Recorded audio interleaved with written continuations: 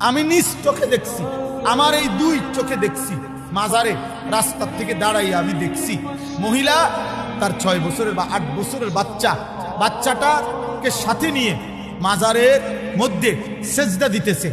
মহিলা বাচ্চাটা দিতে চায় না, মহিলা এমনি মাথাটা জাতা দিয়া চাপ দিয়া বাচ্চাটাকে সেজদা করেছে। হাই মা, তুই কি করলি? তুই মা করলিটা কি? তুই তোর ছেলেটাকে মুশরিক বানায় দিলি। আল্লাহ তাআলা যার রক্তে ঈমান দিছিলেন, যাকে সৃষ্টি লগ্নে আল্লাহ ঈমানের নিয়ামত দিয়ে দিছিলেন, আল্লাহকে মানার, তুই মা তাকে মুশরিক বানায় দিলি। মা কি করলাম? মা তুমি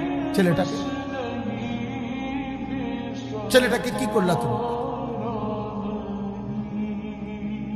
তুমি সুদের টাকা নিয়ে ছেলে মানুষ করছেন কেন?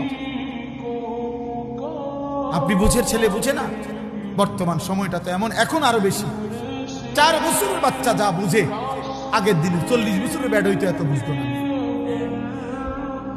5 বছরের বাচ্চা পৃথিবী এখন যা বুঝে, 50 বছরের বুড়া বিয়াও দুনিয়া তো বুঝে না।